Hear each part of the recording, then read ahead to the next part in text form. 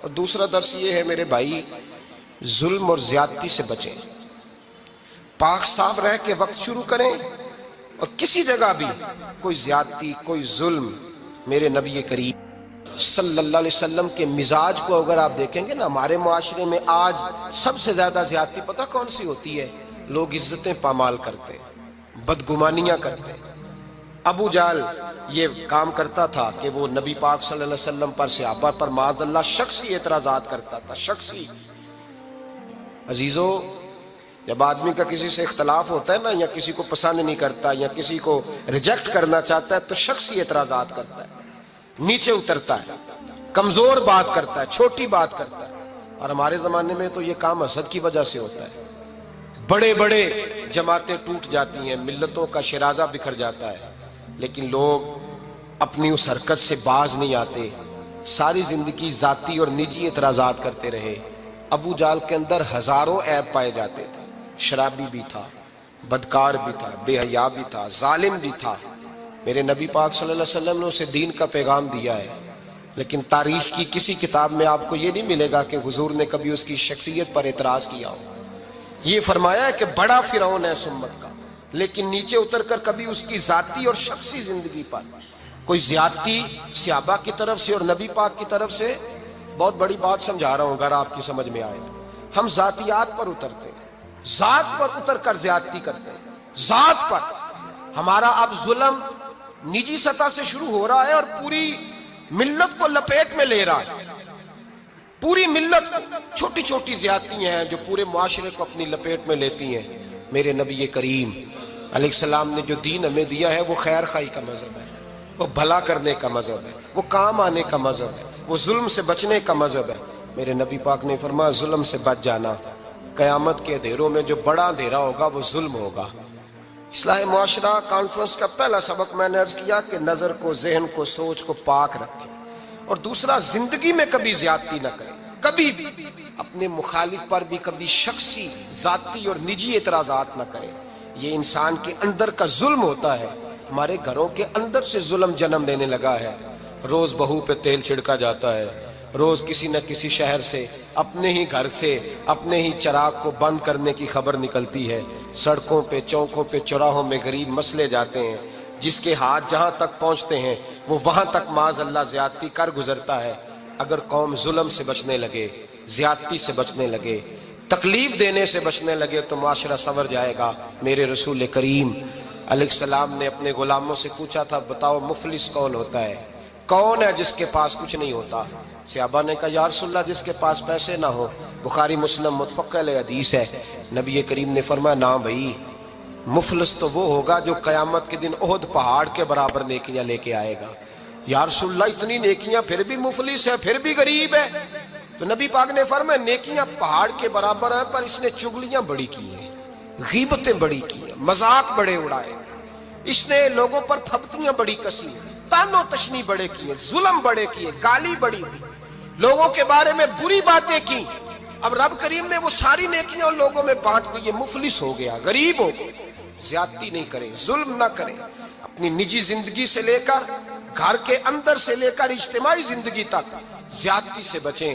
میرے نبی کریم علیہ السلام نے اپنے غلاموں کو یہ درس دیا ہے، دیکھنا کبھی زیادتی نہ ہونے پائے، دیکھنا کہیں ظلم نہ ہونے پائے، دیکھنا کسی شخص کو تمہارے قول فعل سے، تمہارے مزاج سے تکلیف نہ پہنچے۔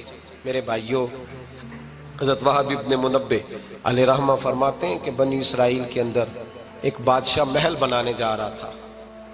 محل آج بھی جس آدمی کی سوسائٹی کے اندر 2-4 قلعے، 2-4 ایکڑ کسی غریب کے آ جائیں، وہ یہاں تو اسے دھمکاتا ہے یا بلیک میل کرتا ہے، کچھ نہ ہو سکے تو پھر قتل ہی کرا دیتا ہے معاذ اللہ۔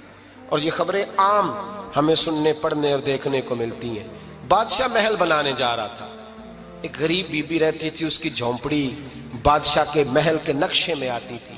بادشاہ نے کہا بی بی منہ مانگی قیمت لے لو، خالی کر دو یہ مکان۔ بزرگوں کو اپنے جھونپڑیوں سے بڑی دلچسپی ہوتی ہے، بچے سوسائٹیوں میں چلے جاتے ہیں، ابا جی کہتے ہیں مجھے گاؤں میں رہنے دو، میرا یہیں دل لگتا ہے، مجھے اس گھر سے دلچسپی ہو گئی۔ اماں کہنے لگی بادشاہ میں یہاں بیاہ کے آئی تھی، خامد انتقال کر گیا، اولاد اللہ نے دی نہیں، میں پکا ہوا پھل ہوں، گر جاؤں گی تو تیرا ہی ہے، لیکن مجھے اس آشیانے میں رہنے دے، یہ گھونسلہ میں نے تنکا تنکا کر کے بنایا ہے، مجھے رہنے دے، نہ مجھے نکال۔ کہنے لگا میرا نقشہ خراب ہوتا ہے۔ بی بی سارا دن مکان میں بیٹھی رہتی کہ میری جھونپڑی ٹوٹ نہ جائے، ظالم کی نظر میں آ گئی ہے کہیں میرا یہ آرزوؤں کا محل چکنا چور نہ ہو جائے، سارا دن ڈیوٹی کرتی۔ بادشاہ نے بھی 2-4 سپاہی کھڑے کر دیے، جب گھر سے نکلے تو بلڈوز کر دینا، مکان کو گرا دینا۔ وہ خاتون کتنی دن بندہ بیٹھ سکتا ہے؟ ایک دن سر شام گھر سے نکلی، 2-1 گھنٹے کے بعد واپس آئی تو مکان گر گیا تھا، دیوار بن گئی تھی۔ حضرت وہب ابن منبہ فرماتے ہیں بس اس نے دعا کی تو رب کریم نے وہ شہر سارا تباہ کر دیا۔ اس بی بی نے 2 جملے کہے تو الٹ پلٹ دیا وہ سارا شہر۔ میرے نبی کریم علیہ السلام نے فرمایا جب مظلوم کے ہاتھ دعا کے لیے اٹھتے ہیں تو عرش کا مالک آسمان سے کہتا ہے کھول دے سارے دروازے، اس کے بیچ کوئی پردہ نہیں رہنا چاہیے، آنے دے، مظلوم ہے، اس پر ظلم ہوا ہے۔ لوگ کہتے ہیں میں بے چین رہتا ہوں صاحب، مولانا صاحب، پیر صاحب، وہ گھر کے کونے سے چیخنے کی آواز آتی ہے، کوئی دم مل جائے، کوئی تعویذ ہو جائے، کچھ ایسا ہو جائے کہ بچت ہو جائے، کوئی ایسی پھونک لگ جائے کہ آرام آ جائے۔ تو میں کہتا ہوں بھائی اگر بڑے دم کرانے سے بھی فرق نہیں پڑا، اگر بڑے تعویذ لینے سے بھی چیخیں بند نہیں ہوئی، تو ذرا ٹٹول کے دیکھ لو کہیں کسی یتیم کی آہیں ہی نہ دفن ہو وہاں، کہیں کسی غریب کا گوشت تو نہیں دبا لیا، کہیں کسی کو لوٹ کے تو دیوار نہیں بنا لی، کہیں کسی کا مکان پہ قبضہ کر کے تو نہیں بنایا۔ اگر لوٹ اور حرام کا مال ہو تو پھر چیخیں بند نہیں ہوتی، پھر سکون سے سویا نہیں جاتا، پھر وہاں آرام کی نیند نہیں آتی۔ حضرت وہب ابن منبہ فرماتے ہیں بی بی آئی اور آ کر کے اس نے جب دیکھا میرا گھر ٹوٹ گیا ہے، محل ٹوٹ گیا ہے، حالات بدل گئے ہیں، تو وہ خاتون آتی ہے اور میرے بھائی دعا کی تو اس نے انداز ہی بدل کے رکھ دیے۔ مکان سے نکلی تو مکان ٹوٹ گیا، اور فرماتے ہیں واپس آئی تو ہاتھ پھیلا کے پتہ کیا کہتی ہے؟ کہتی اے اللہ میں تو موجود نہیں تھی، بتا تو کہاں گیا تھا؟ تو بھی موجود نہیں تھا، میں تو نہیں تھی، پر تو کہاں تھا؟ بس رب کریم نے حضرت جبریل کو حکم دیا، فرمایا یہ بستی الٹ دو، ساری تباہ کر دو، یہ لوگ نہیں رہنے چاہیے، جو ظلم تو سہتے ہیں بغاوت نہیں کرتے، نہیں رہنے چاہیے۔ اور اگر آپ نے ابھی تک ہمارا چینل سبسکرائب نہیں کیا تو فوراً سبسکرائب کیجئے، ساتھ ہی بیل آئیکن پر کلک کریں تاکہ مزید آنے والی ویڈیو ہے وہ آپ کو وقت پر ملتی رہیں۔ اللہ حافظ۔